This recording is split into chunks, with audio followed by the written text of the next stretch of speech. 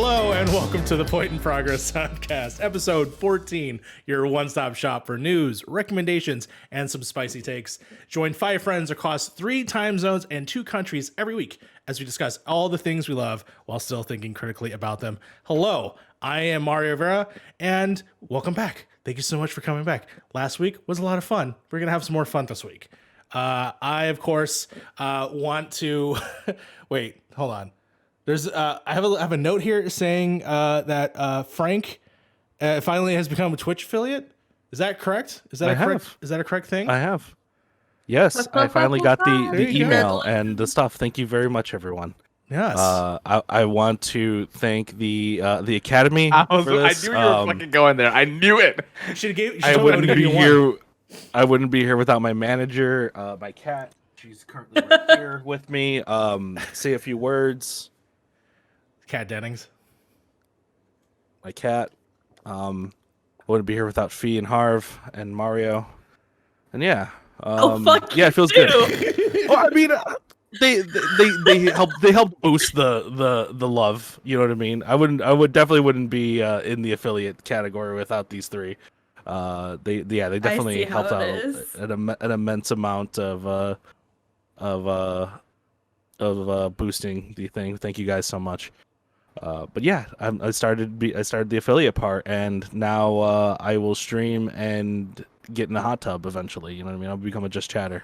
Oh my god, we just got to set up the stream in the back of your yard, and boom, we got it, man. I'll make sure that happens. I used to have a pool back there. Reenacting. Y'all are gonna reenact Hot Tub Time Machine?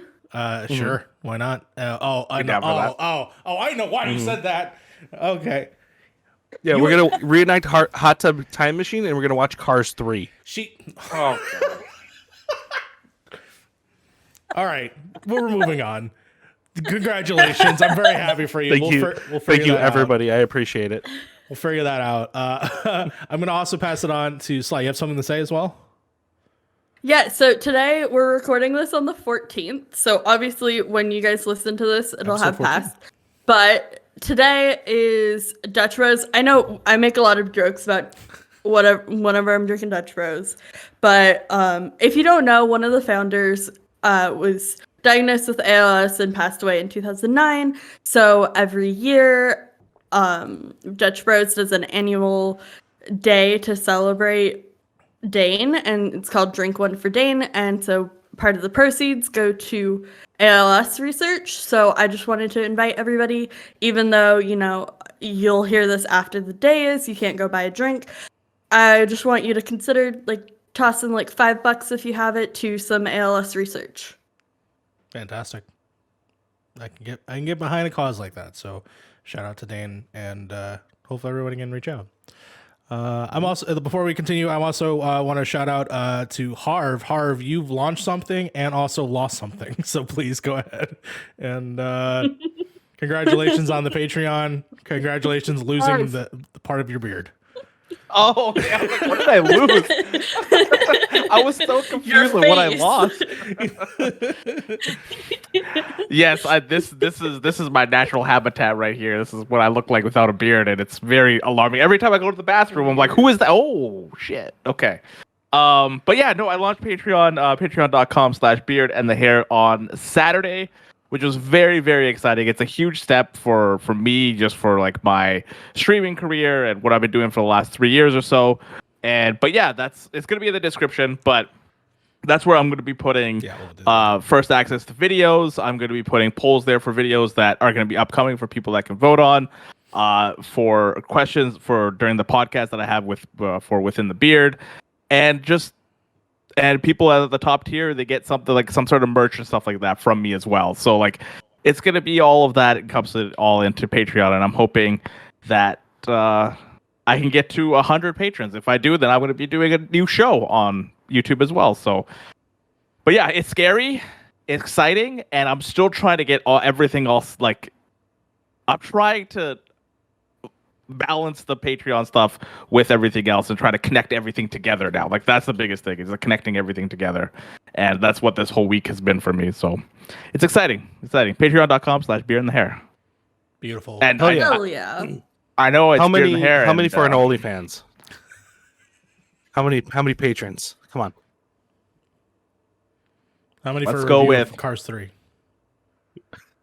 Let's go with 500.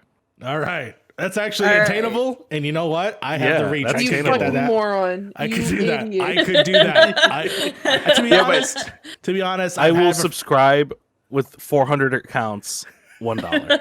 As one Yeah, of your you mods, didn't- I think this is really dumb. You didn't- OnlyFans could be anything it wants to be, so it That could is be true. anything. That is true. I have a friend who's has an OnlyFans for a jet engine. Anyways, before we finalize this roundup of everyone doing awesome stuff, Fee, you also are now official member, if I'm not mistaken. Yes. So Yeah. please go ahead and talk about that.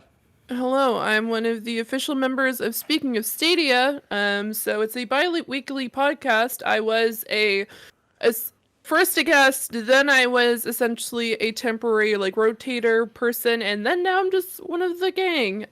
We talk about Stadia bi-weekly with Game Source Network, which is a great group of guys and gals over there, and they talk about Stadia and all sorts of other gaming and consoles and stuff like that. But yeah, I get to now talk to Aaron and Jacob over bi-weekly.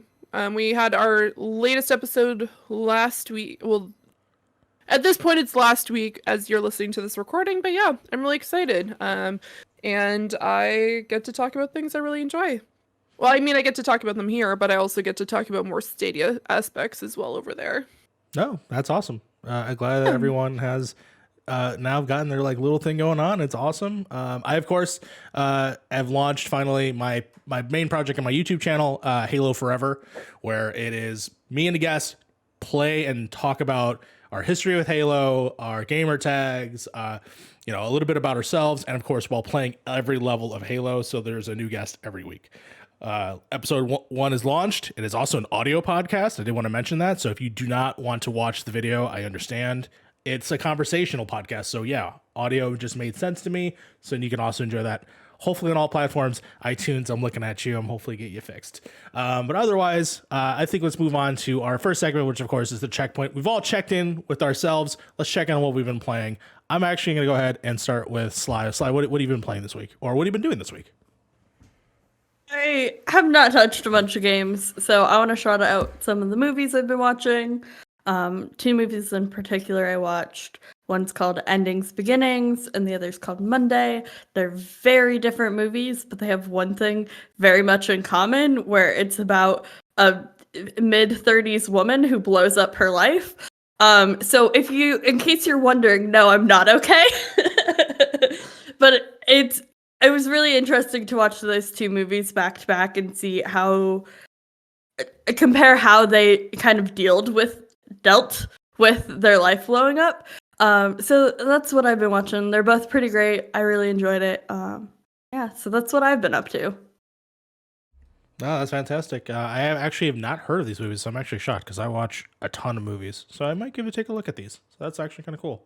I'll give you one guess who is an actor in both of them. Jennifer Anderson.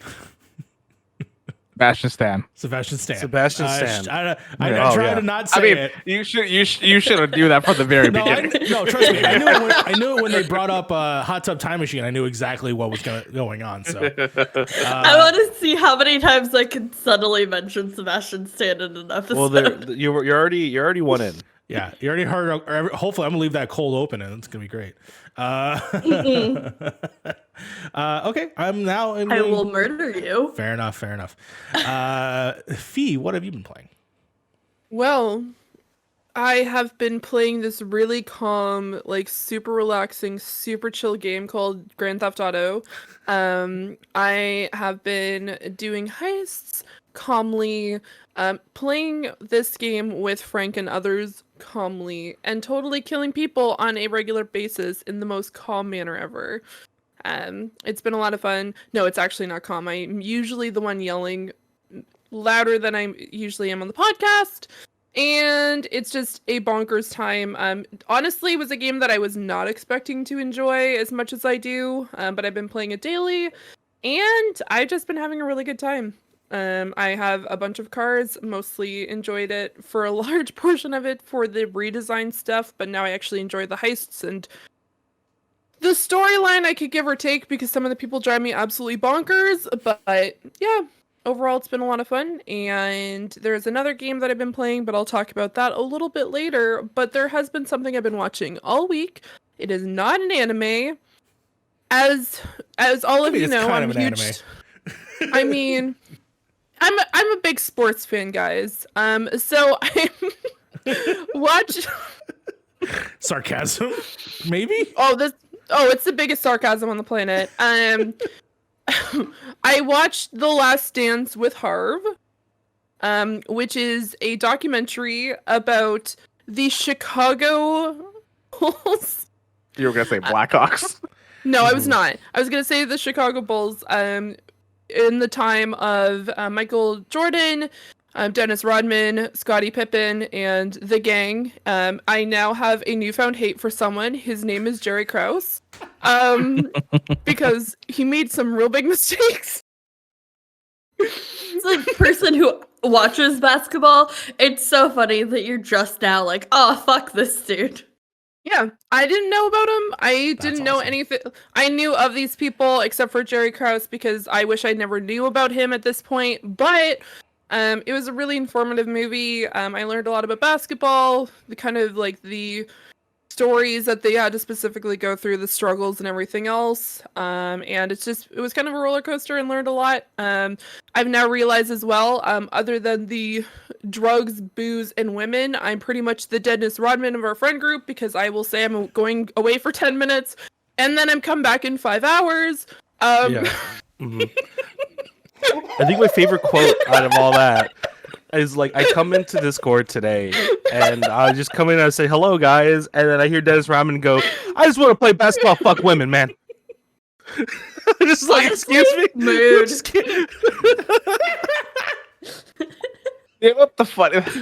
Now we have to every time Fee we're gonna introduce Fee, we're gonna Fee the Dennis Rodman Fiona or something like that. Oh man, I can't wait for your movie career where you have to fight Van Damme. So good. Oh my god.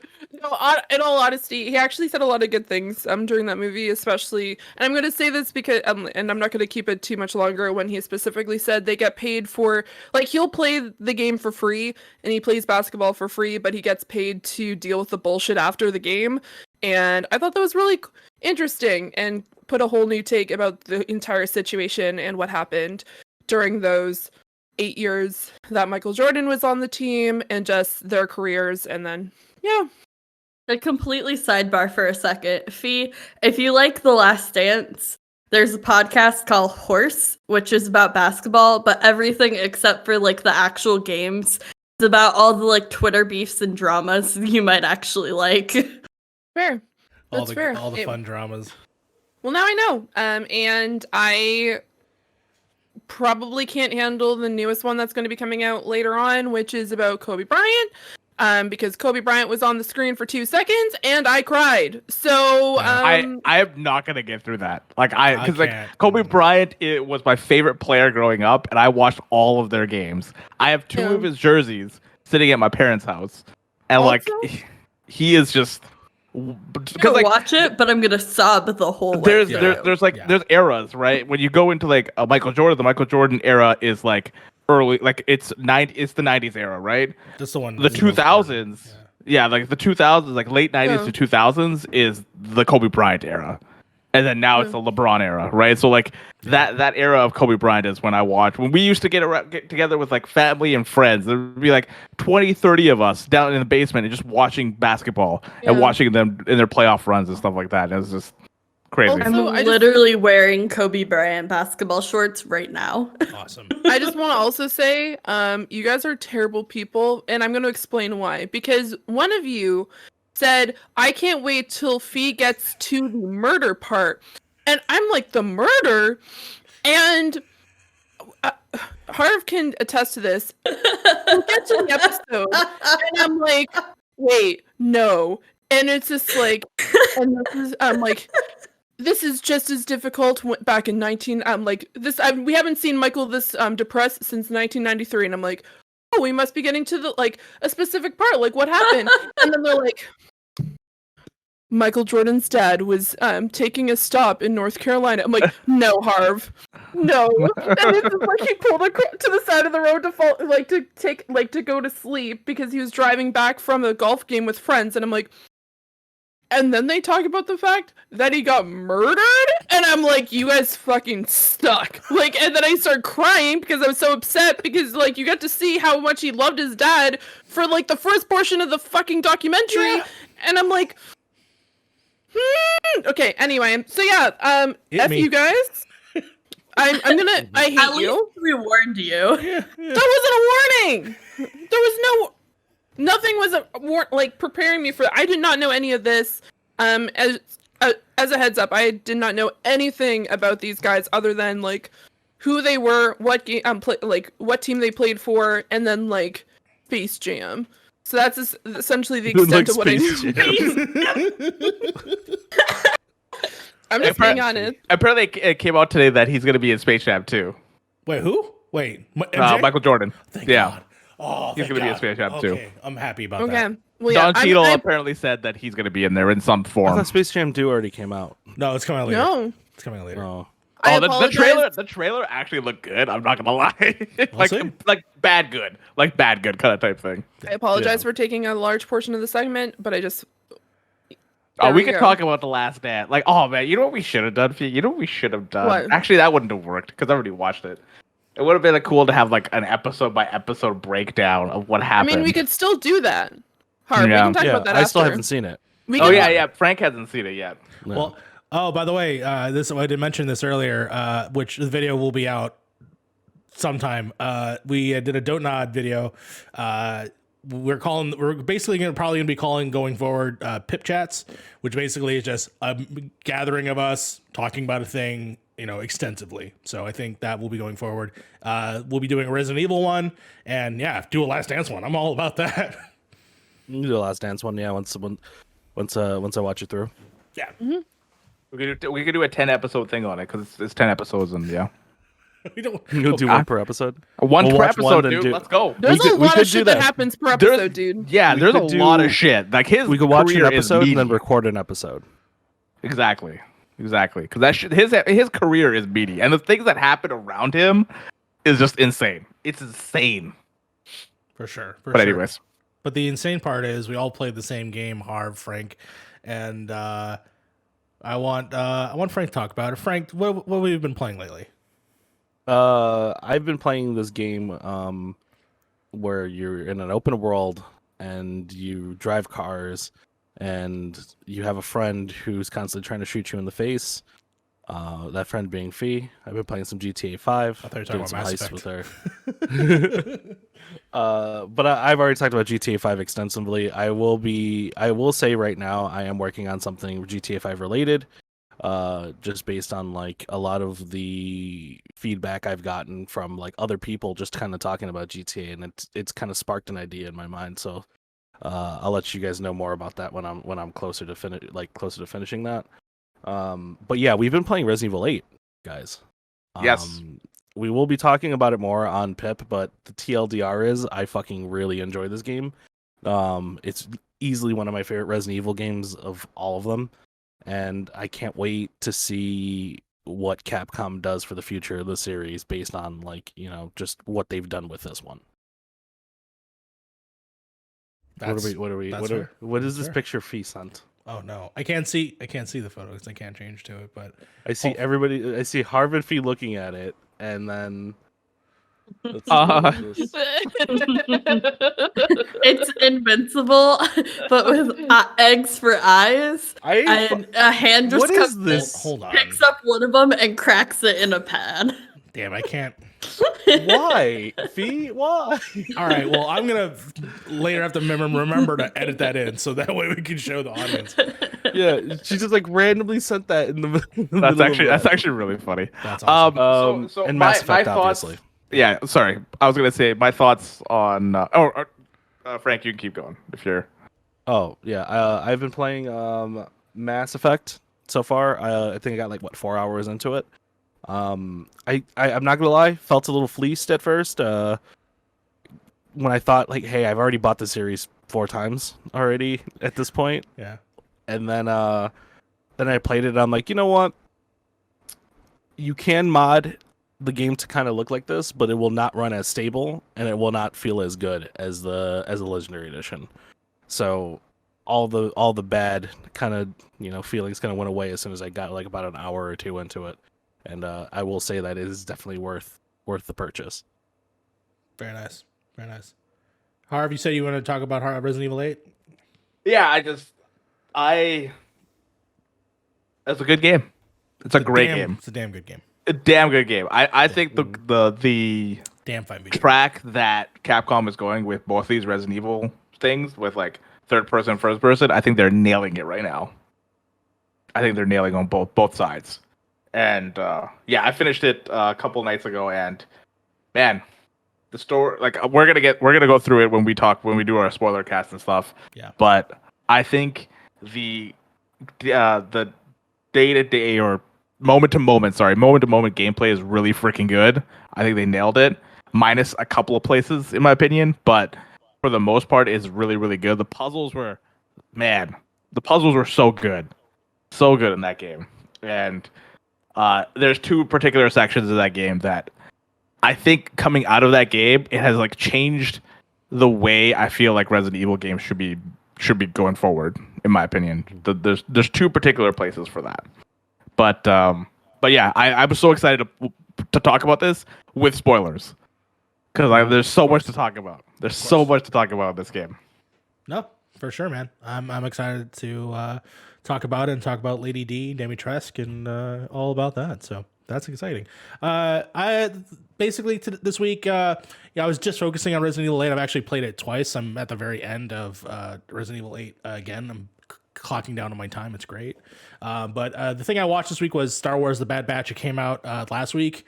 It's awesome. If you don't watch the Clone Wars and didn't watch Rebels and just want to watch something cool, this is awesome. Just watch The Bad Batch. It explains a lot of stuff that happened in between the end of Revenge of the Sith and going into the universe, like from that midpoint, like right from the start of Order 66. So that's really interesting, and how clones are being phased out. So that's also cool. So I do recommend checking it out if you are a Star Wars fan at all. It's 16 episodes. They're 30 minutes long. There's 3 episodes out right now. Go check it out. I think it's really interesting. But after that, we pretty much have caught up on the checkpoint. So we're going to go on and move it on over to the patch notes. Take it away. Patch notes. Take it away, whoever's in charge of the patch notes this week. I am. Hello, I am Kestrel1A, and this is the news for the week of May 9th. Our first article comes from Scott at Xbox Insider, introducing party chat speech transcription and synthesis. So Xbox is once again showing why they are the leading push in the accessibility field right now with their latest update to Xbox Insiders. They currently have transcription for in-game player speech to text, but the new update adds speech to text transcription and synthesis of speech to text to Xbox parties themselves. So now everybody has party chat for the most part. Sly, I actually have some questions for you because this is something. This is definitely in your ballpark.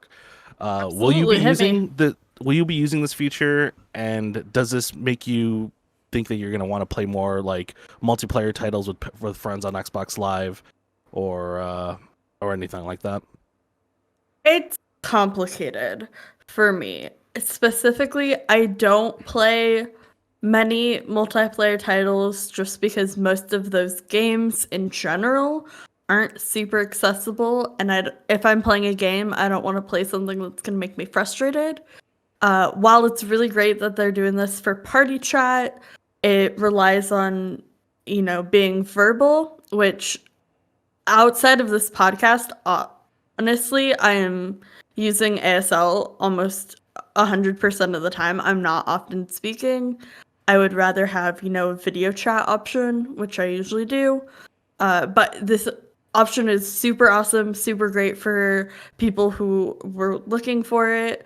The one one concern I have about it is I didn't see any options for changing the size of the text for the transcription, which is a problem for deafblind or low vision folks. So I would love to see that from them. But I can't complain. Xbox is always doing the absolute most in terms of accessibility. They're definitely leading the charge by leaps and bounds. So this is an awesome addition. I hope to see more from it, and I hope to see them improve it. Yeah, and then last question for you. How does this push from Microsoft make you feel about the state of accessibility in games at the moment compared to Sony and Nintendo? Nintendo is absolutely not accessible ever, pretty much, for most people who consider themselves disabled. So, Nintendo anything does is better nothing. than nothing. Nintendo does the absolute bare minimum to not get sued. Sony, it depends on what studios you're looking at. Some studios do a really great job, some don't, but Sony on average doesn't tend to be the most accessible. It's usually seen as an after sight, but Microsoft has really committed to, having a whole department to dedicate to accessibility, improving their platform, improving their games. And it's just another in a long line of signs of good faith from Microsoft. That's good. That's good. Does anybody else have any kind of thoughts on the topic? Other than, this is something I think that is important, and that is a step forward in terms of hopefully the others will listen. Now, in terms of Nintendo, it sounds like they're moving on to possibly with this next Switch to be seemingly more Western focused. And if this is something that an issue that we are focusing on, as part of a country and the world, hopefully they will start listening. But we don't know. Sony as well also needs to probably step on the balls when it comes to that specific thing that needs to be done. But I'm just happy that Microsoft continues to just nail it out of the park with both the controller, the different functions, and the features that they offer. I also love their collaboration with C. Sailor, a buddy of mine, Blind Gamer, who hopefully, I don't know, because I don't know directly if he has any words of putting some wisdom to them about this, but I assume there is a reason why they're collaborating. So I'm hoping. Yeah, I would imagine they at least consulted for certain Yeah. feedback and stuff like that. Yeah. Harv? I mean, this is what we've seen from Microsoft lately is they're more on the accessibility side and being more inclusive with everybody that plays games, which is awesome. When it comes to all the other companies, PlayStation, I feel like PlayStation as a company isn't doing the greatest job, but PlayStation Studios is doing a decent job when it comes to The Last of Us and with their first party. But obviously not doing as much as Microsoft. Nintendo, like Sly said, Nintendo's doing the bare minimum just to get by at this point when it comes to accessibility, which is not great at all. I want to also shout out on the Sony side. I mean, Last of Us 2 gets all the nods for, being so revolutionary. And they did do a lot of great things and they implemented a lot of great features. But Insomniac has been pretty great with accessibility from what I've seen for a long time. And they really deserve some, praise headed their way because they have been pretty great with accessibility for a long time. Yeah. No, it's good to see companies doing it, studios doing it. More studios than actual companies, right? But I'm not surprised at what Microsoft's doing when it comes to this because they've been so vocal about it because they want games for everybody, which is awesome. And I just hope the other companies they look at that and they're like, all right, we let's at least do more than the bare minimum for people, right? Yeah, for sure. Yeah. Yeah, I feel like it's a weird approach from someone like Sony, because I feel like Sony's taken the backseat approach, which is okay, we'll leave it up to our studios to decide whether they want to add those features or not, and then Microsoft's just yeah, we're gonna have standards for if our console's gonna do this and our games are also gonna have this. kind of weird seeing Nintendo not do anything, seeing how they still, even though people don't think so, they still somewhat have a pulse on the Western market. You know, we do impact a lot of what they do as well. So I like the thing is like I'm not surprised by it. Like I'm not surprised by it either, because It's- it takes them a long time to get that idea back. It takes almost a whole generation for them to go, okay, what did we miss last generation, so we can add it to this generation, kind of. Yeah, no, that's fair. That's fair. I just Mike Nintendo's always been doing things their own way when it comes to console cycles and stuff like that, and with their companies, and like you would think that because everybody else is pushing for more accessibility now, like Microsoft, they would like look at that and be like, okay, how can we do this for our company, for our games? But like they don't like, if you go into any Nintendo game, there is no accessibility option at all. Mm-hmm. Like there's no actual menu for accessibility unless I'm missing something. They have subtitles. They do not have captions on most of their games, which is a really important distinction for someone like me. Yeah. No, I feel like subtitles are just they're always going to be in games no matter what, but captions are completely different, right? So like when you go into like Mario Kart, for example, or Mario Odyssey, Zelda, or anything, I don't think there's any menu called accessibility in there, like at all. Not that like even if you're colorblind, I don't think they have a colorblind mode for any of their games either. Not that I remember. I don't play a lot of Nintendo games, to be honest. Yeah. So like the only thing I can think of is on the system there might be an inverted color thing, but other than that, that's all I know. And the only other time I've ever seen it also is in indie games like Celeste. That's it. That's all I've seen on a Nintendo platform. But the thing is, Celeste is a third-party thing, right? Of course, that's what I'm saying. Like, it's literally it. Yeah. That's the only time I've seen it is in a third-party like indie game. Yeah, I'm more talking about like first-party games, right? Of course, yeah. That's their downfall for me. It makes me wonder, and I haven't really looked into this yet. I wonder how much like the accessibility field has hit Japan. You know what I mean? Like, it doesn't seem like it's much. Like, it's a topic here a lot, obviously now, because everybody's kind of moving towards like Microsoft doing this, obviously, and like other companies like Insomniac showing off stuff like in Ratchet and Clank and everything. But like, I wonder how that same push is being done in Japan right now. Yeah, I'm not sure about the focus on like the culture of Japan, of like how this is being addressed, and like how everything where else it's being addressed. So love to chat with some disabled folks from Japan. That would be a great conversation for sure. Because I'm not too sure. I don't have that experience living here. Fee, do you got anything? I think this is definitely going to be like, this is a step in the right direction, and like what you guys have been talking about, I hope that Nintendo starts moving towards things when it comes to accessibility. It'd probably be a good thing for us to like look into as well, just because it is a platform that I know we don't talk about regularly, and honestly, it's interesting to see that we're seeing such a push with Sony and with Microsoft. I know Sony hasn't done this, like, they're at different specific league points, but they are leaps and bounds above what Nintendo's currently at this time. And seeing the subtitles options coming up, that's awesome. And not subtitles, my apologies. Talk to text is definitely a good start. Hopefully it's a little bit better than some other voice to text, because there are some really not so great options. And also curious to see, did they mention like what languages they supported, or was it just a matter of that they're integrating this? When I read the article, I didn't see any mention of language, but I would imagine they probably have a few languages available. But then again, keep in mind this is like in the insider program. So it's not a fully launched thing. It's still technically a beta test for the most part. Yeah. At least that's what I would imagine the insider program is. It's more of like, here's a preview of a thing. You're going to beta test it for us, and then we're going to launch it eventually later on, fully supported. Yeah, I just wasn't sure if they suggested it or they mentioned it at all.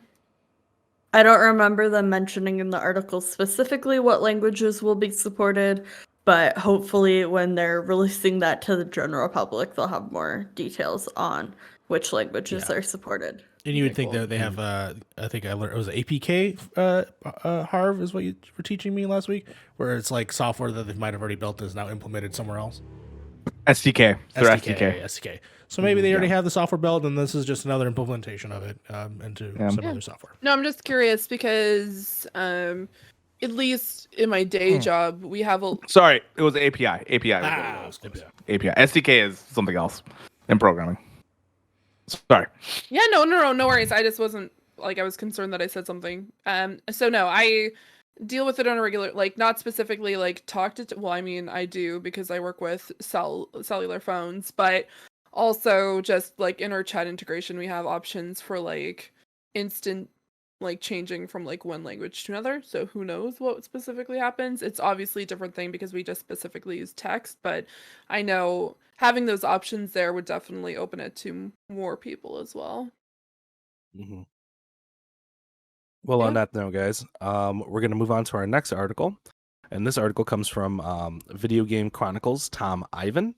Ubisoft says it's changing its strategy to focus on more high-end free-to-play games. I do have a small update from when this article was made. Ubisoft has told VGC that this does not mean less AAA games. Although, I mean, personally, this is me. I don't see how any of what they said doesn't mean that. But here we go. Ubisoft is looking to move from its 3 to 4 premium AAA per year titles to focus on more free-to-play titles moving forward. It seems like Ubisoft has seen the revenue from games such as Call of Duty Warzone and are looking to get a slice of that pie. Although this push seems like a death knell for AAA game titles such as Assassin's Creed or Splinter Cell, Ubisoft insists that this is a push for a more diverse catalog of style of games added to their releases. I will say right now, I personally don't buy it. I feel Ubisoft saw the revenue losses of some of their games that are coming out.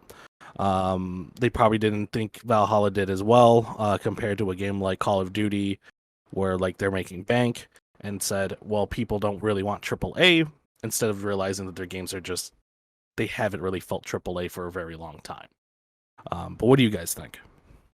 I just want to... Sorry, go ahead. Continue. No, you go ahead. I was going to jump in and say, well, I don't think necessarily that they didn't think that Valhalla did well. It's just I think they want the part of Warzone that is continuously lucrative in terms of the seasonal aspect, the returning player base that comes in and buys the charms and buys the updates. Like Warzone, you have multiple options to buy things, right? You have weapon packs which basically will unlock certain loadouts, if I'm not mistaken, and designs and skins and stuff. It's all aesthetic. All aesthetic stuff, which is and then stuff you can unlock obviously in the game. But that's money that you pay. There's also the weekly or monthly, or quarterly, whatever it ends up being, battle pass that has the additional benefits.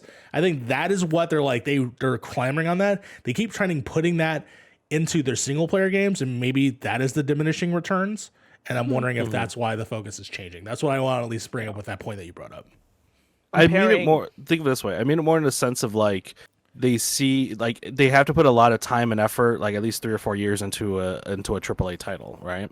Yeah. And then you see a thing like Call of Duty Warzone, which is an update every 6 or 7 months, and then less overhead in terms of a AAA title. So it's hard to compare an Assassin's Creed to Warzone for single player to a BR, right? Like what Mario was saying, you can't have that monetization to that kind of game, right?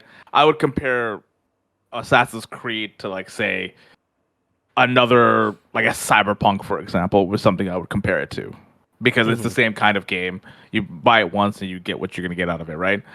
Yeah. Maybe they could make a BR that is, or a BR-esque game for Assassin's Creed that could rival Warzone in a way and make it free to play and have those things where you buy for real money, you could buy cool daggers, outfits, all that kind of stuff, right? I feel that is something that they could probably do, or 50 Sam Fishers drop on an island and they have to kill each other in very secreted ways and stuff like that. So it's something, I feel something like that. I don't want Splinter Cell to come back that way. That would be terrible. Hope it doesn't.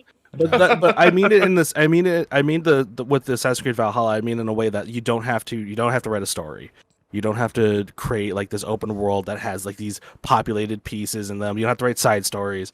Like that's what Ubisoft's probably seeing is like, okay, Call of Duty's making more money than us, and we're putting more effort into our game to bring more people in.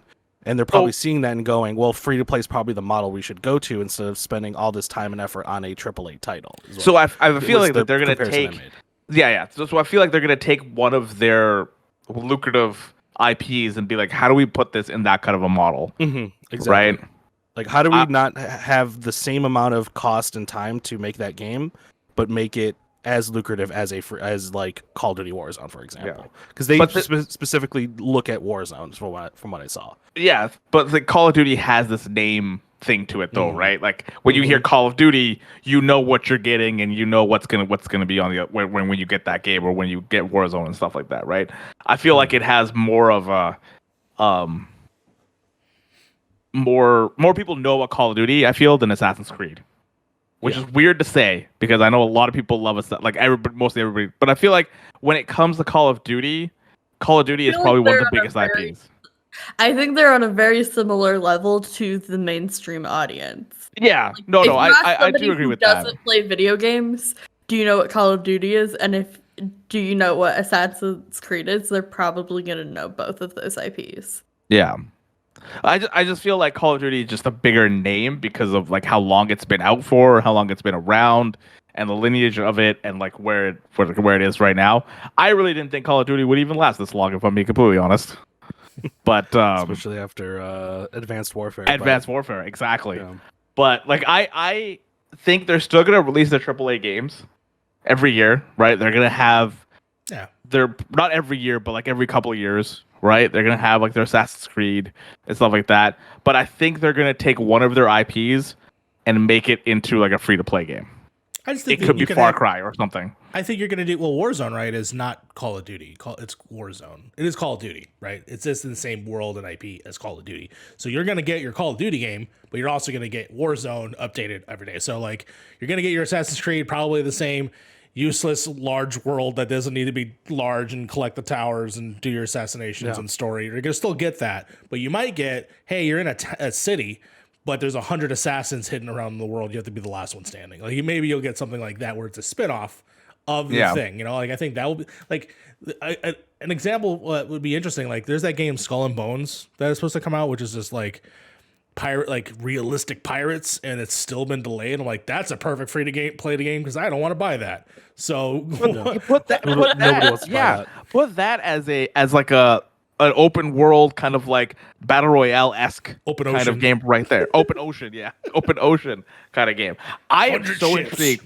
I want to see the reveal trailer for that, and I want to see what it looks like. I'm pretty sure it's going to be not at this E3. I think it'll be next E3 if it's going to be in. Because it got delayed again, right? It has to be done. I have no idea. Is there already gameplay? No.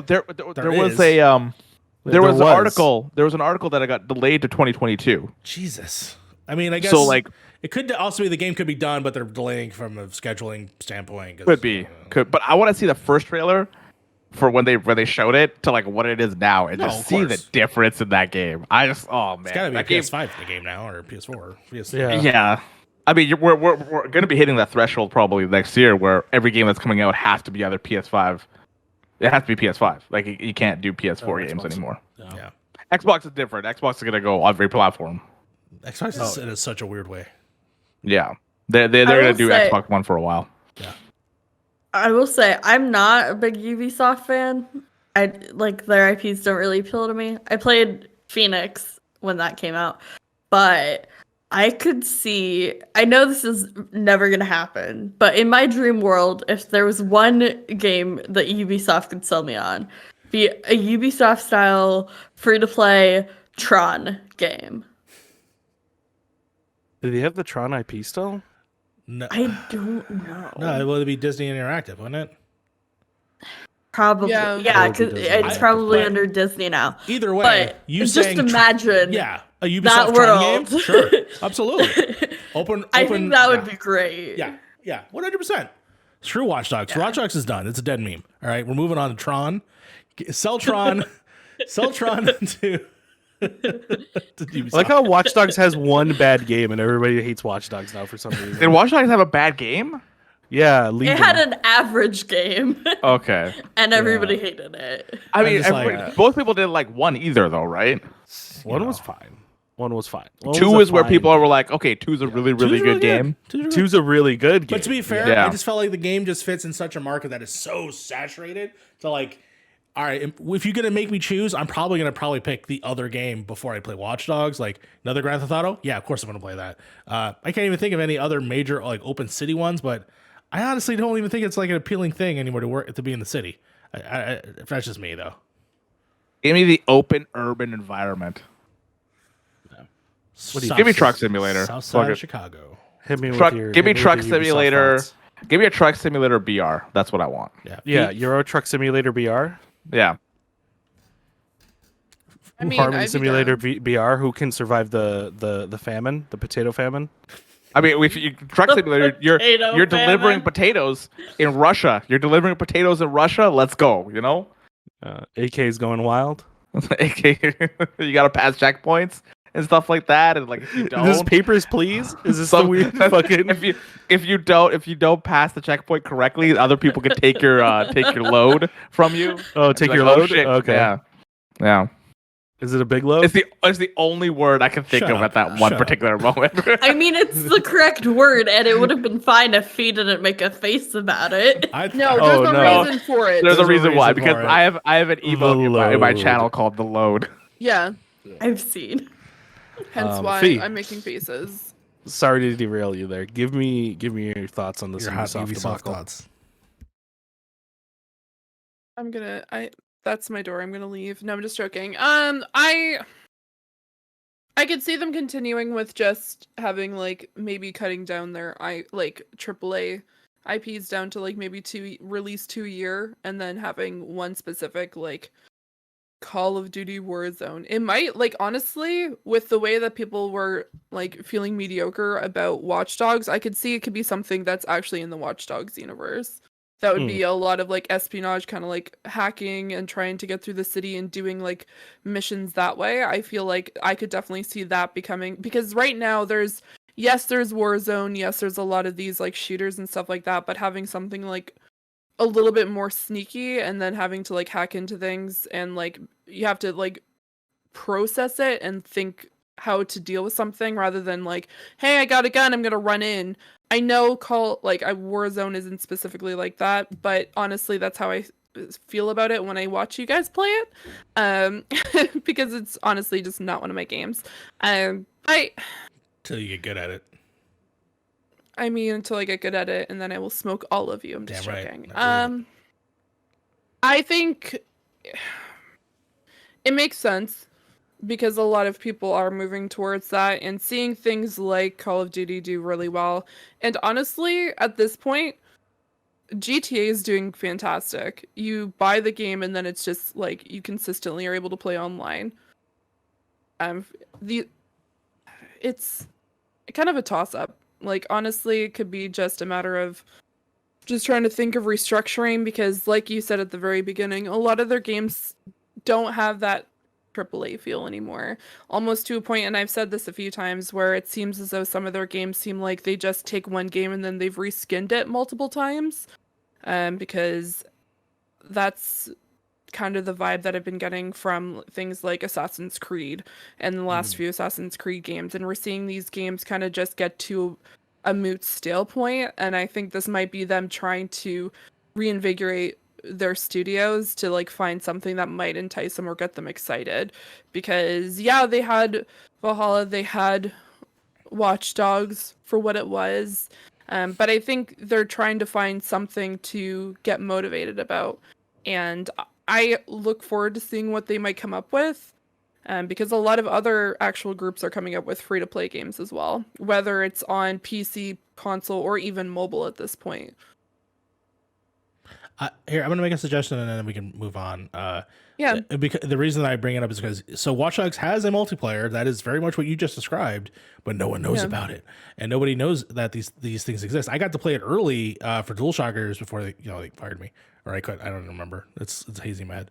But basically, I got to play it. And it was fun, but It came out and nobody's playing it. So I think would be great is that if you're going to release your game, then release a companion game that is just the multiplayer of the game. So like GTA. Kinda like what Resident Evil does. Yeah. Yeah, But GTA, I mean- or GTA or like Red Dead, right? Red Dead is you want to play the story mode, you can buy that. The online is now separate for $5 or whatever. Like, why not? I would put investment in that. Like, if I like, hey, I'm not. It might make me buy your $60 game. You know, Yeah. especially if it's like a quick Make like people excited. press a button, boom, the game's just together. And then hey, I think that's probably the way to go. Give me the transactions in the game, and then we'll go from there. Yeah. Mm-hmm. What do you guys think happened to Hyperscape? Oh, that I forgot thing you died existed real until I freaking read it in the quick. doc. That was such a good game, man. It was so good. Then let's Was play it? it. Because Let's play it. you can play it, but we haven't heard of it for like a really long time. Because I don't think the last time I played that kind of game was probably Quake from way back in the day. Because how fast it was and how fluid it was, but like it wasn't accessible to a lot of people. Because like if you play on a controller, you were gonna get bodied no matter what. I feel in that game, right? Which is should happen. But I mean, but it was just one of those games where I don't feel like I think they were just trying to chase something that they just couldn't get, and like you can't change that world. I guess they didn't update it fast enough either, and like there was just a lot of factors that kind of went with it and made it kind of die out really quickly. Mm-hmm.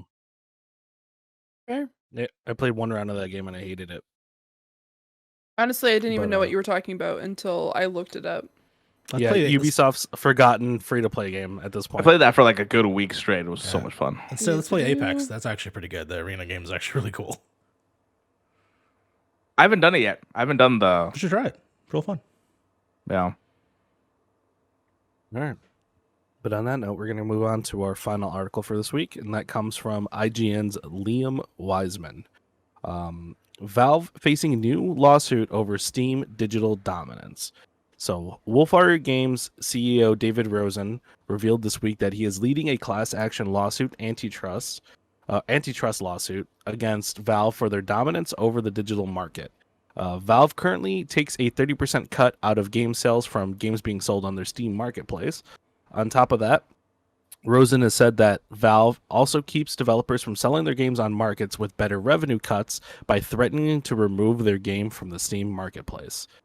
So what do we think, guys? With launchers being kind of like a dime a dozen nowadays, it's insane to think that Valve is kind of strong-arming people into kind of staying within their ecosystem. Oh, it sounds like another company I know. Right? Apple. which is my next question here. But what do we think? What are our initial thoughts of just like, because we all use Steam here in some way, shape, or form. I have thoughts as to why I think Steam has held a dominance, but I would definitely like to hear what you guys think. Steam has definitely been dominant because, it's the biggest, it has the most games, it has the most developers. It's one of the most accessible designs, honestly. If you look at most game launchers on PC, they're usually not very, their UI is not very friendly. And it sucks that they have such a big, monopoly on this market that they can strong arm these developers into paying or taking that cut because it's, seen as kind of one of the only options. I don't know how true it is that they're threatening to remove other games and what the contracts with those games are if they can't be put on other platforms or whatever. But I don't know. Having more competitors always makes any industry better. And if this will give other platforms a chance to kind of rise up to, the epics of the world to battle Steam a little bit. Or, sorry. Is Epic battling Epic Apple launcher? No, it's their launch. Epic. their Yeah, the game Epic launcher. Yeah, Yeah, Epic Yeah. Games Launcher. yeah. I mean, in the same way you're saying, like there's a reduced cut on Epic. They stated this for a while. That's why a lot of games are just exclusively there now, but are coming later sometimes to other places. They take 18%. Yeah. Instead of the 30%. Which is- Well, 30% is industry standard. That To be fair. who created that standard? It's got to be just like what they stopped on kind of type thing, right? Like it's just like one of those things I where wonder who was the first person that was like, "Hey, we're going to stop on 30," and it's probably, it's probably Valve. It's probably it could have been. It could have been. I don't know. because not only I think that, the but also 30% Microsoft has may gone have down came too. from. I think the 30% may have came from like old school, like this is what like retailers will make, right? Like when they were selling like PC games and like these PS1 games and stuff like that. I don't know how that is, but it seems like it's always been 30% for people. But And then Valve's been around since like what 2001. Steam's been around. But like this. But if you look at 30% of a physical game versus the digital game, that's a big difference in cost. Yeah. Harv? The thing I want to know is that this is just exclusivity at this point, right? Like we're just talking about exclusivity now to Steam, which is what Epic's been doing for the last year of 2 years, maybe 3 years now. With games, they've been just doing exclusivity with their platform. It's that, but it's also the fact that, hey, if I can't put my game anywhere else, I mean, right? So it's like, sure, I'll do 30 here on Steam, but I'm going to make, like you said, 18 on Epic. I can't do that because you're telling me that you're going to deplatform me there, which, granted, if I remember correctly, everyone fucking hated Steam when it first launched because it was the only way you could play Half-Life 2. Like, the only way you could play Half-Life 2 is because you were forced upon it, which, by the way, history repeated itself with Epic. That was just about to say, exactly. That's what I'm saying. Like, but at the same time, at the very least, I feel like they probably have. Well, they're still learning because they still have a lot of fucking features that Steam has. But at the same time, at least offering something more incentivizing the developers. But yeah, I don't know. And they have great free games every month too. Yeah, dude, that's like a lot of money. 17 billion is what I heard, something like that. Not billion. Yeah. I'm sorry. Something must be. Something was high. It a was high-ass like number. they have a lot. So it's just like this whole exclusivity. I guess I don't know if this is like a timed exclusivity because that's what Epic does. They do timed exclusivity to their games. So it's like usually 1 year and then it goes everywhere else like Steam. But like if this is timed where they take 30% and they get threatened to move, then it's the same thing what Epic's doing. But if this is like full on like they're only allowed on Steam no matter what, then yeah, that's kind of stupid. Then that's stupid because you want your game on every platform you could possibly think of. Doesn't matter how big or small the platform is. Yeah. And Steam takes 30% as long as you don't sell over 1 million copies, I think, right? Yeah, Of a there's game? actually like a target, like a certain target. Then they only take 18. Yeah, because obviously, like developers like Capcom and stuff like that, they can put their game wherever they want to. Which is really like I feel like that's like just so anti like indie development. Like it's just I agree with that. Yeah, definitely like anti-indie. it should probably go the opposite in my opinion. I hate to say it, but that's the point. Yeah, I know it is. It 100% is because like, yeah, it 100% is. I just feel like it should be the complete opposite. Like It once you should hit a be, million, but it's not because we live in a capitalist society. yeah. We live in a society. Unfortunately. Fee will tell us about capitalist societies later. I'm very excited about that, or some societies in general. But Yes, that is what we do in Canada. man, Yes. yeah. I don't know. Yes. Sucks all around. That's all I'm gonna say. Yeah. Yeah, my last question for this, and then we can move on to oh wow, there's a lot of stuff here. Do we think companies are willing to speak up about all the stuff behind the scenes now that the whole Apple versus Epic case is kind of going on? Absolutely. I hope so. Yeah, like I'm sure there's a lot of people who have been wanting to speak up and was just afraid of the backlash. And so, now that this is more commonplace and more out in the open, I think it'll definitely open the doors for more people to speak out about these kinds of instances, which is great. I would rather see more of the industry than less. Yeah, I agree. I agree. Yeah, I'm hoping that more companies come out to say stuff about this kind of thing and it changes. My honest opinion, it's not going to, but It's probably not Yeah, going to. it's not. I don't think it's going to, but The only time I've heard Until about somebody it makes was on a- the eShop. Oh, so, on the eShop. Yeah, I heard developers complain about the eShop specifically and their cut and stuff like that.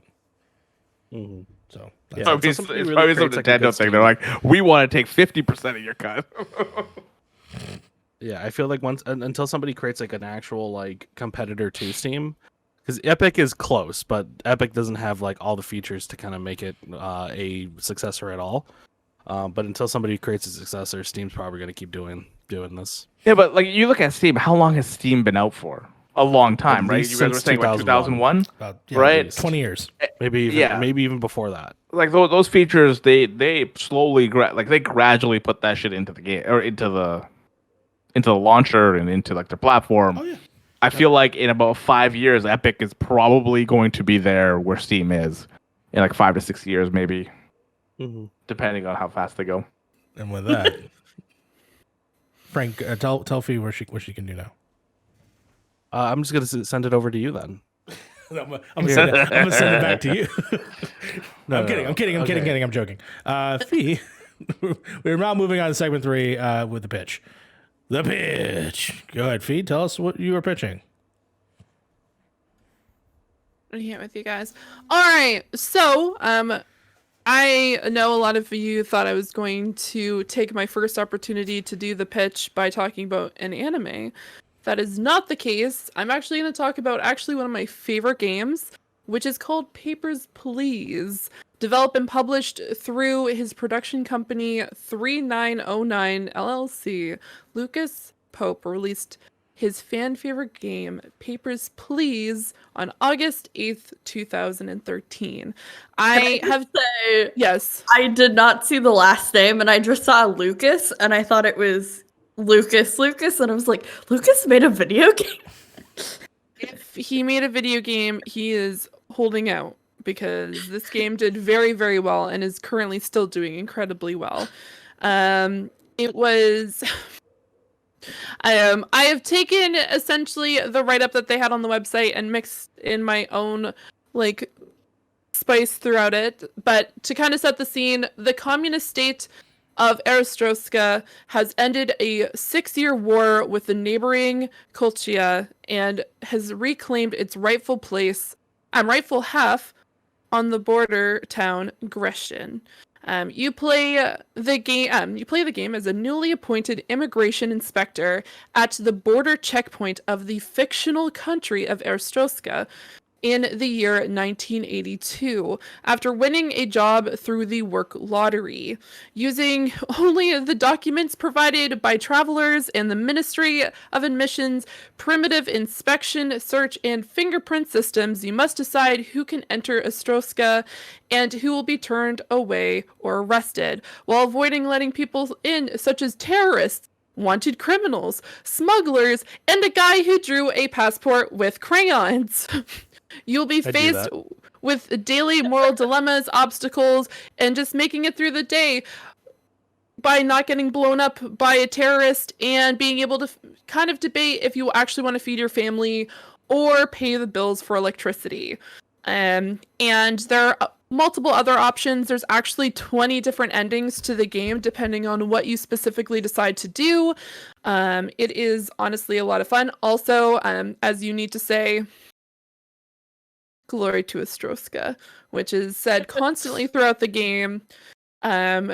Questions that I'm currently receiving. One, yes, there are butts in the game because you do have to do full body scans. You do have an option. Butts? You Let's can fucking go. You can specifically select if you want to have nudity or not, and you have to do full body scans, specifically checking to see if they have any illegal drugs that they have not claimed, or if they have any weapons on them, to avoid any sort of attacks, because during your stay as the administration essentially the officer there, you'll deal with people trying to shoot down the guards, blow up the guards, blow you up, shoot you down, completely take out the entire government of Arstotzka and a bunch of other things. But yeah, can you Everybody's flirt in the gangsta. game? Yes. Not really. There's like people who work at a Lady of the Night bar in Gresham, and they constantly are coming over the border. There's that. Also, honestly, it's a really quirky game. I'm gonna continue to talk about the game, but honestly, I really enjoy it. It's a lot of trying to take information that's provided to you and figure out if they're allowed to go into Arstotzka, or you have to turn them away. After a certain point, you can actually detain people, and that gets you a little of extra money on the side, and you might have to deal with some occult members who might be, specifically an organization that's trying to take down the Arstotzkan government because they feel like they're like the government of Arstotzka is being unjust for the most part. And each day you get a piece of paper that kind of gives you details on like who you need to accept or who you deny, what pieces of paper everyone needs, and kind of going back. And it's a lot of fact checking, and I honestly really enjoy it. Unfortunately, guys, this is not a dating simulator. You cannot choose your sexual orientation, and you are a faceless character. But yeah, it's even better. Yeah, your genderless All I know character. is- That's good. you can't. You don't unlock anybody. You are just this person. You are No a black dot that walks across goals. the screen. There you go. All I know is everybody's gangsta until somebody pulls a gun out of their booty hole.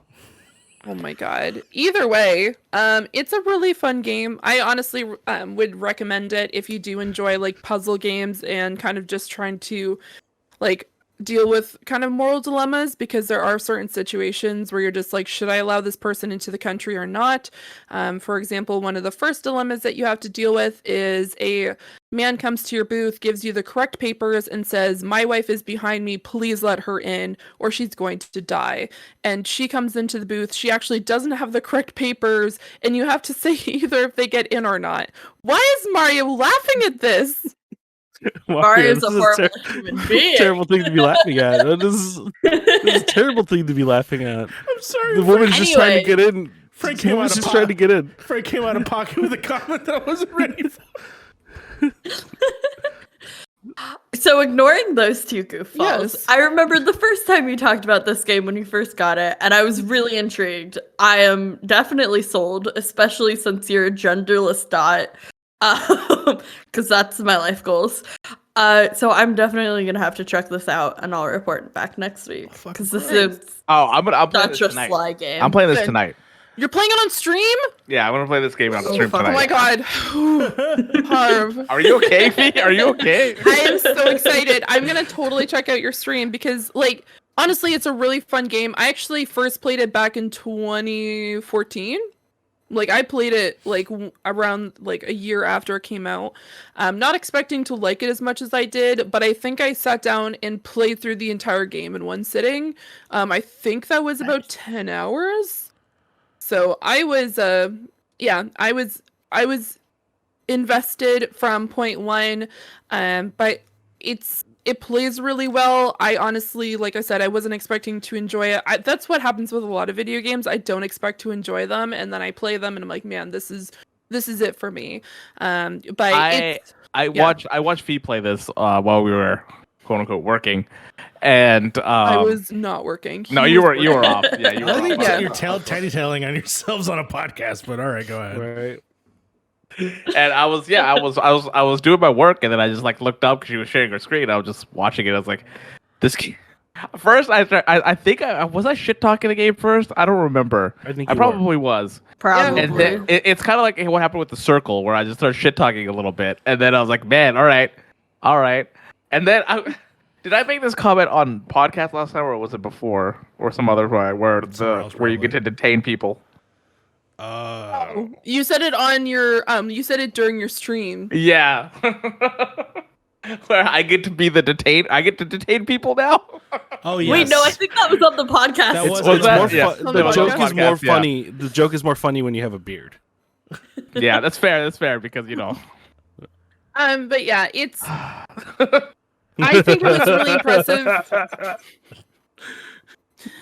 my god. I do really enjoy the game. And if you want to try a game slightly like this, that's a very like smaller version. He does actually have a game that was the inspiration to Papers, Please on his website. It's called Unsolicited, where you play essentially as a person that like, you know, those stupid ads that you get in the mail that they're just like, you can like support charity, here's a signature and like your name and stuff like that. Like you have to fill out those papers and then send them off, and if you do it incorrectly, your character crumples up the paper and throws it away, and then you have to redo the paper, and it actually times you while you do it. So it kind of gives you a kind of quick introduction to what you might be expecting. You're not filling out papers in Papers, Please, shocker, but you have to like cross-reference. So you have like a passport, an identification card, and by the end you have a oh god, you have a passport, an identification card, a polio vaccination sheet, a sheet that allows you to go into the country with all your pieces of like information. And if you decide that you're going to be like, if you're coming in to be a diplomat, you also have other papers, and you might need to have X, Y, and Z, and one particular day they might not be accepting people from one country because they bombed you the day before. Like there's a lot of things rotating out. Also, you have to keep an eye on for things like there's Booty a guns. most wanted list. There's 3 most wanted people, and if you let them in, sometimes they kind of like take out the guards around your actual station, and you have to keep out an eye out for people actually bombing your area, and at the end of the game you get really cool things like a gun. Pew pew. So pew. But yeah, that's one of my like that's my recommendation game. Honestly, guys, I think it's like $12 on the store right now, if I'm right or wrong. I know it was on sale last week, but it's a really fun game to get into. Glory to Arstotzka. If you guys have any questions, I'm more than happy to answer them. But other than that, yeah, that's my game selection. Very I nice. know I'm a little joking, sad but I it's legitimately not have gay, a question. Yeah, what's up? but- I'm sorry. Are there actually booty guns? Like, does that happen? You Like miss a guns in the cavity booty. search. Like guns actually in the booty. Like No. guns up the Like, butt. just, Okay. if somebody, if you miss a No. cavity search, and you know somebody pulls out a gun, Well, does like, it come okay, from the booty? Papers, Please example. is $11 Canadian. so that So means it it's must like be cheaper. $9 American. Okay, that's Yeah. good. Yeah. Oh This is- yeah. This is always the game. Okay, so I will say I've been always wanting to play this game since Yeah. I heard about it, like actually on the Rooster Teeth podcast because Gus was talking Yeah. about it. But I always wanted it to be like the humble bundle game that I get that just like is given to me.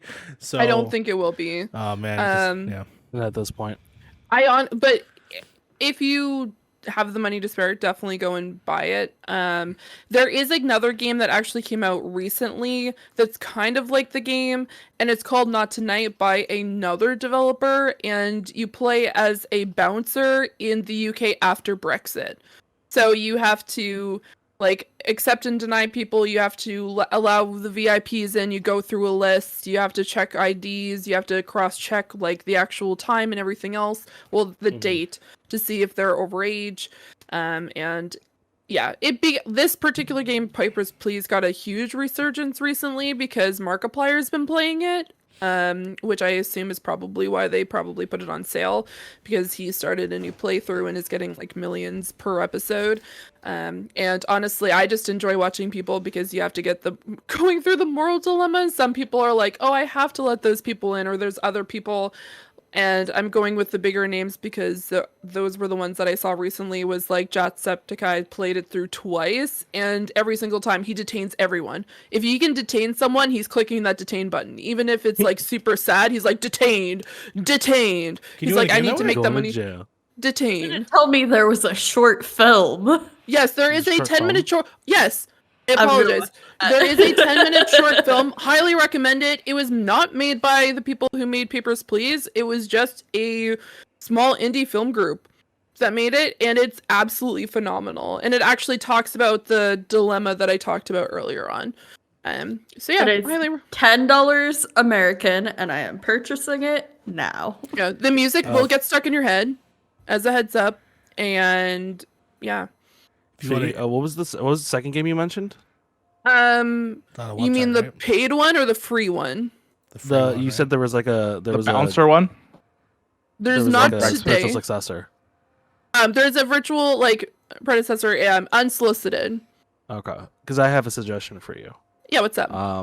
There is a game out that is coming out in Q4 of 2021 this year. Yeah. Called Contraband Police, and it is basically Papers, Please, except first person, and you can actually like interact with the cars and people and stuff like that. I will play it. I will play. definitely. I would like to play this game. Yeah, it's just, it kind Papers, of gives Please, or me. Contraband Police. Papers, please. All of the above. Papers, Yeah. Please. Well, there's games as well, like This Is the Police and This Is the Police 2 that I really enjoyed. I didn't get too far into This Is the Police 2, but This Is the Police, not specifically because it was police related. It was the fact that like you have to figure out and think like, okay, is this actually a correct call? Like, should I send like 3 people to the supposed like shooting in this like down the street from this older woman, and then you find out it was just firecrackers from some kids that she didn't like and she wanted to call the police on them, like stuff like that, and then you have to kind of juggle that way. That's a little bit different, but it's a game that I enjoyed because of the storyline that didn't include what certain things are. But yeah, it's the funny thing is Contraband Yeah. Police is also based in a communist country.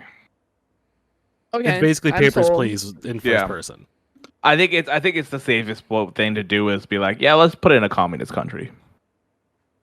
Well, I mean, yeah, Arstotzka is like, obviously it's based in like Eastern Europe. Like it does, like obviously Arstotzka isn't actually a place, but you kind of get that kind of vibe during that particular era. And yeah, I sit down and play it for hours. Like I've been playing the endless mode recently. I'm not actually playing the story mode because the story mode is timed and you have to there's a lot more structure to it, whereas endless, like you don't have a timer on it and you can just look over the papers. Because right now I'm playing the hardest difficulty for endless. And I think I made like 2 hours. Should I do story first, or should I just go Yeah. endless and go to the lowest difficulty on endless and then work my way do up? story mode first. Because then you can get introduced to it. I just recommend like endless because you it gets you really into the mindset. Also, it's a lot easier when you first start off. And yes, there is a timer to it, but it allows you to kind of have that, like, I'm only looking for people from Arstotzka the first day. Like, you're only going to be looking for those people. And then people get mad because you're like, that's not ethical that you're only letting people from Arstotzka. So then you're like, okay, I guess I'll let people in from other countries. And then you start doing that, and then they add it gradually. Endless is good if you want to, like, kind of throw yourself in there and have to juggle multiple things at once. But I feel like if you do those first and then go into the game, you might feel like, okay, this is relatively easier than I thought it was going to be, but it ramps up. And then I was gonna call you out because Steam says you've played 9.6 hours in the last 2 weeks and 22.4 hours total. And then I clicked on the all friends who have played this, and Lucas has 52.3 hours in this game, which is incredible. Yeah, and that was when I played it because it was on his profile first, and then I bought it. Yeah. That's even better. Yeah, I think I played probably like half of the time. So yeah, in total about 50 hours on the game, just because I enjoy work like that. Fantastic. Yeah. Well, I will one day play that game when someone decides to give it to me, because $9 is just too much. It's too much money. It's just too much. I'm joking. This is a terrible joke. This is a bad I joke. can barely pay for food on a regular basis, and I just bought it. How many coffees did you buy this week? Be I was about honest. to say, one. how much was that coffee? How much was that coffee? This coffee was $5. That's a big. And I bought That's one this entire almost a paper, please. That's almost That's a a That's Oh, half used of to- a paper. It's half of a paper, please. Yeah. And speaking of paper, Done. please, we are now going to our final segment, listener questions, where someone has given us a wonderful question. Who gave us a question? Who's in charge of this week? I'll go this week. No. I'll go over this. Wow, All right, Harv! Hey, it's Harv. How's it going, man? Where you been? I've been around. I went for a walk a little while ago. Went for a and, walk? I just sat back down, and yeah. Did you find any bagged milk? No, I lost my beard on the way though. I don't know Yeah, where I was that gonna say I didn't went, recognize but you. I didn't recognize but Someone Oh, robbed you of no. your beard. He said, "Give it Yeah. to me right now." Somebody walked into my Shaved apartment, you right shaved it, there. and then left. I don't know who it was. They just walked in, shaved it, and then left. Middle of the But night. listener questions for this week. We have one question this week. It is from one of my good friends, Dustin, who I know from way back in high school, who's been hanging out playing some GTA with you guys. We're just playing some First Class Trouble and stuff. Where his question is a very interesting question because I thought about this while I was looking at this, as one does. He asked, "You get to spend 1 week in any fantasy/sci-fi world, and you get to bring back one item from that world. Where would you want to go? What would you do for that week, and what would you want to bring back?" Okay. That was a I tough have one. a very immediate answer. All right, Slab. We'll start with you first. So I would go to the world of the novel Two Princesses of Baymar by Gail Carson Levine, which is one of my favorite books of all time. I've read it like at least 15 times probably over the course of my life. Love the book. It's great. In said novel, there are a couple items that are given to the main protagonist to help with her journey. One of which being a spyglass and 7 leagues boots.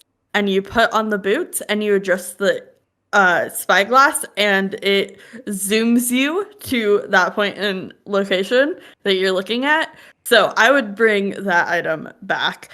But what I would do for that week is I would spend the entire time trying to romance one of the sisters. I don't know which one yet. I would have to get their vibe once I'm in that world, but I would try to romance one of the sisters whole week. Nice. I mean, right now, when you say sisters, the only thing I can think of right now is Final Fantasy, is Resident Evil 8. That's all I can think about right now. Oh no. What up, Cassandra? They're not vampires. They're not vampires. I promise. They're not vampire sisters. No. They're just princesses. I mean, these were princesses too. Were they? No. I don't know. No? No. They're just bugs, as far as I know. They're just bugs. I know the real answer. I'm just being facetious.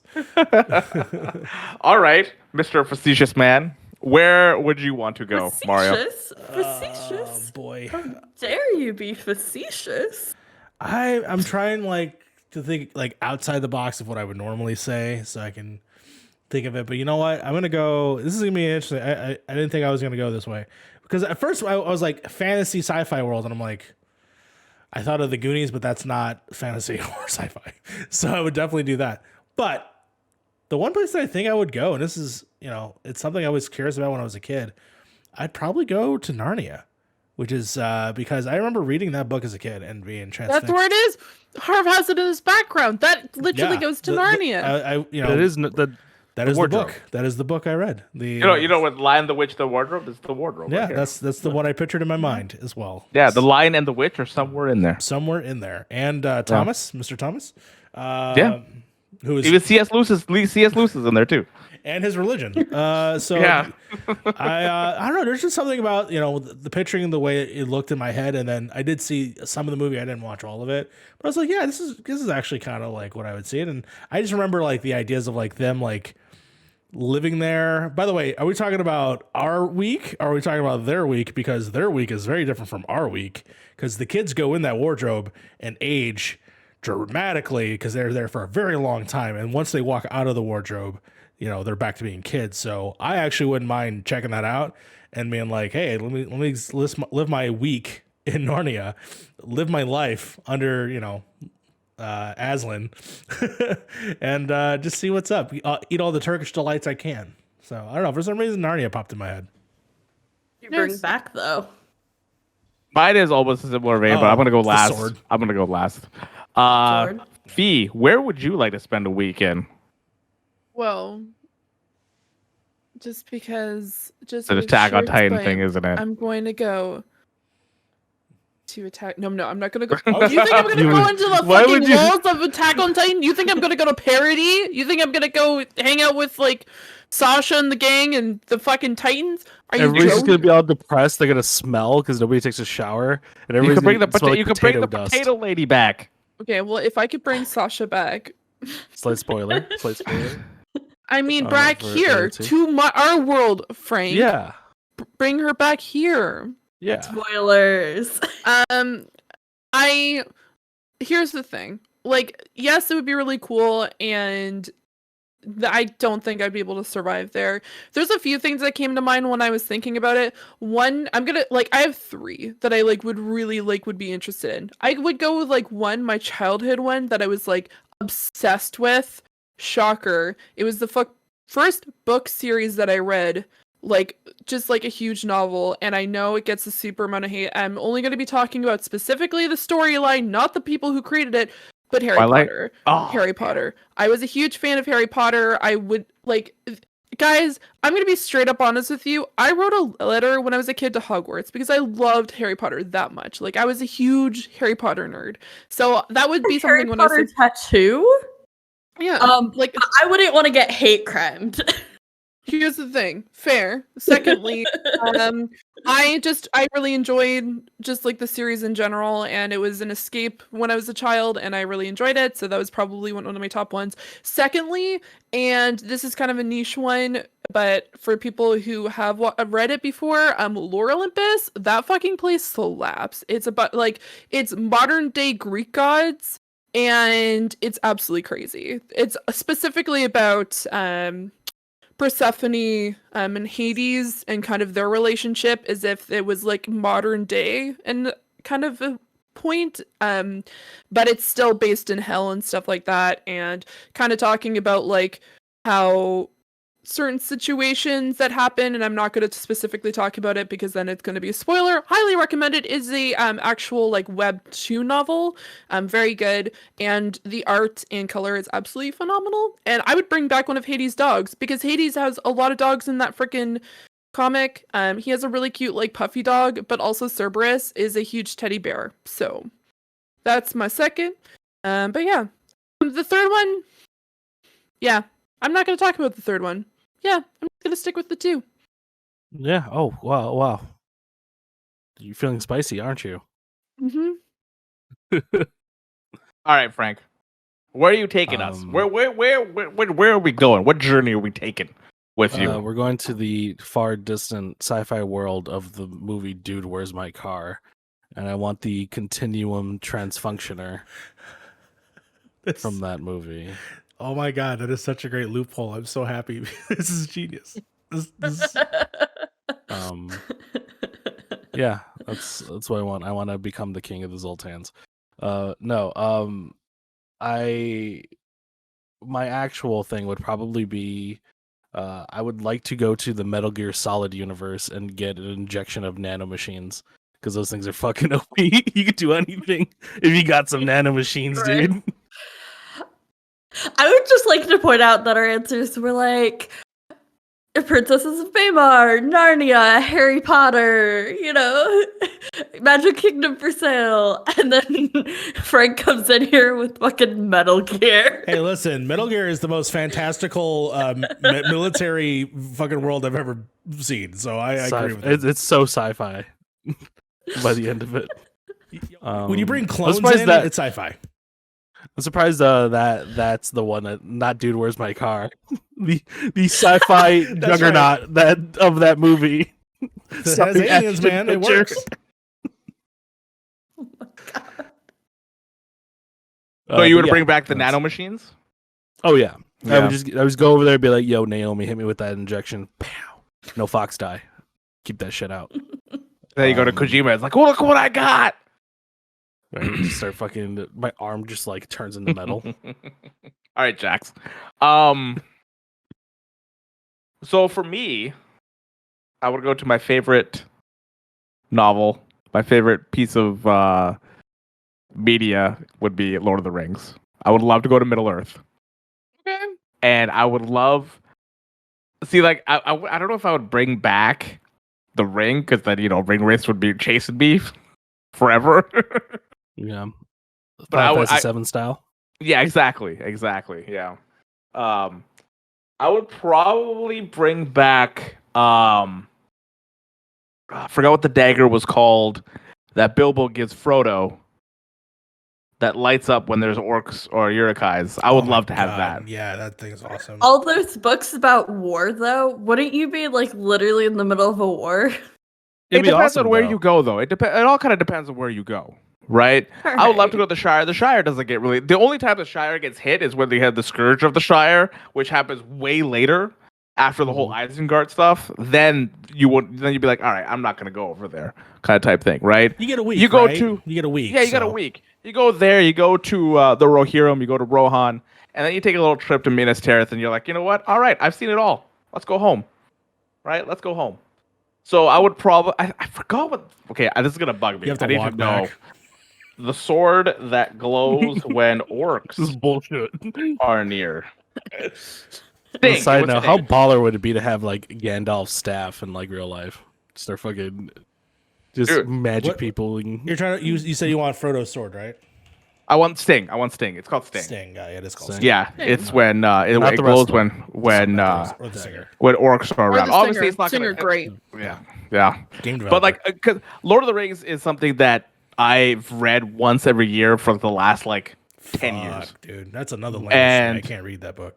God, I love it so much. And like the movies probably encapsulated what I thought of the world the best when it came to Fellowship, The Two Towers, and Return of the King. Fuck the Hobbits. Fuck movies. the hobbits. No. Fuck them. I can't No. get through them. No. But like those three movies pretty much encapsulated what like my childhood was, and like what I think of when I see like Aragorn, who I think when I see like Gandalf and stuff like that. And like I would love to be like a fly on the wall or something, just like being there and seeing that world. Fair But yeah, enough. that's what I would do. For the week, I would just travel around everywhere I could, everywhere I could. Minus like Mines of Moria and shit. I wouldn't go there. I don't want to fuck, die. No. No, I don't want to die. I don't want to go to the Mines of Moria. But like, yeah, No. go to like the major areas like the Shire, Rohan, and Minas Tirith or something like that. I don't think you heard me, but I said, but what happens if you have to walk back, though? Walk back. You have to walk back. Because all that movie is just walking. I mean, that goes for all of us though, right? I know. Yeah. Well, I just... Literally have teleporting boots. That was literally the item I wanted. You think I'm walking anywhere? Hell nah. All right. To be clear, I was just trying to make a Clerks 2 joke, but congratulations. But just remember, Harv, there's only one saga, and it ain't of the king. It's of the Jedi. I think only Mario got that one too.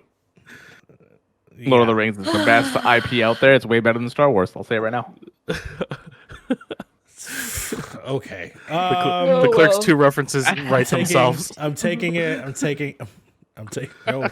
the reins. Taking the reins. We're ending the ship. This has been a laugh-lauded episode. I've cried during this episode. I laughed so hard. Thank you for that, Frank. And I'm gonna be playing. By the way, update. I got an email saying that I now have a copy of Papers, Please, courtesy of a wonderful person. So thank you, Fee. Thank you for supplying me with that. But I want to tell everyone that if you want to give me games, my gamer tag is right here. No, I'm just kidding. Don't do that. I'm just joking. That was also backwards. Oh, it was backwards? Damn it. Figure it out. Good, you deserve that. We'll give this man free games. What? I'm joking. That was so funny. I was trying my best. Thank you again for joining all of us.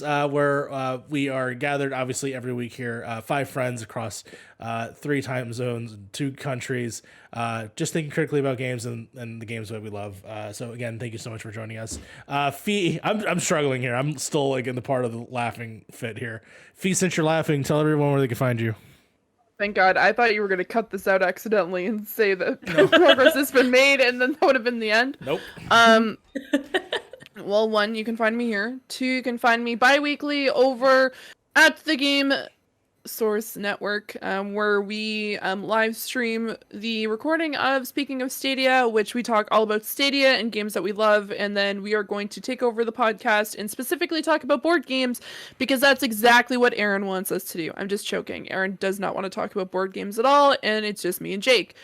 You can also find me over at Twitch. I've been Twitch streaming recently, and next week I have a tablet coming in, so I'm going to be starting my art streams again, because I missed that, and I need to start doing more art and start up commissions and stuff like that, because I've been enjoying making all the UIs and stuff like that recently, but I want to start drawing too, so that's what I'm going to be doing. That's where you can find me, and it's all here. Sly, where can we find you on the net? You can find me everywhere at SlyCloneMC, including Steam if you want to send me free games. You can catch me not the week this posts, but next week. I don't know what my role is yet for the live broadcast, but I will be on local television if you are in the Southern Oregon area. We did our first broadcast this past week, and we're gonna have one in 2 weeks, and then in another 2 weeks. So that's been really fun.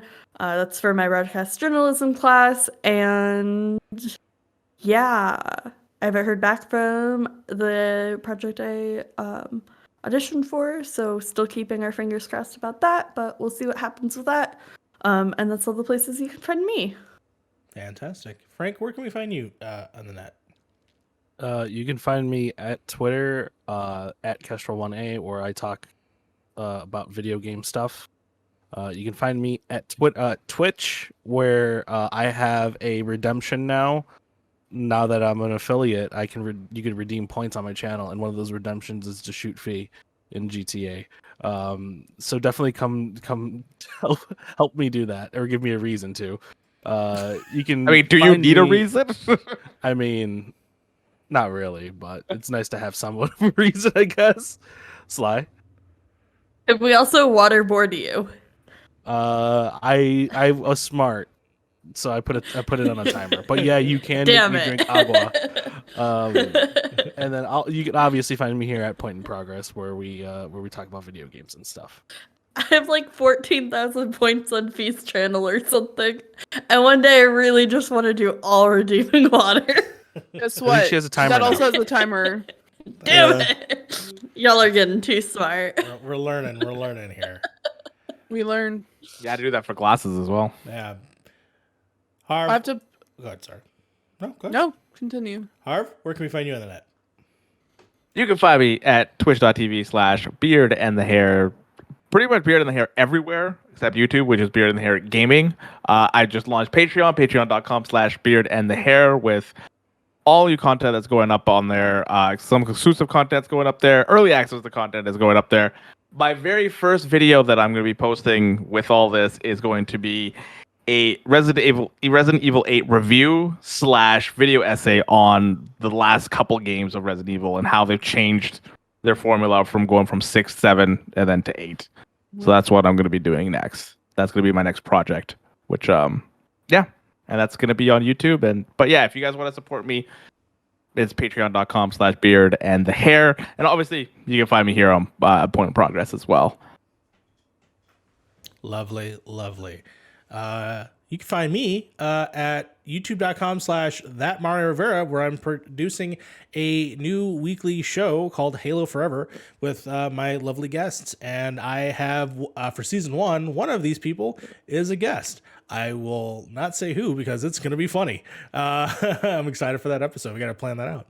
By the way, we're an audio podcast. I did want to bring that up, but it's one thing that we've kind of been neglecting and saying is that we are also available on audio. So that way, if you are unable to watch the video in terms of like, just because it's, you have to have retained attention.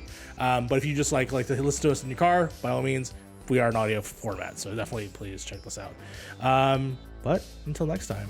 Also want to say real quick, Point in Progress also has the TikTok. There's only one video, but it's there. It exists. It exists. And until next time, progress has been made.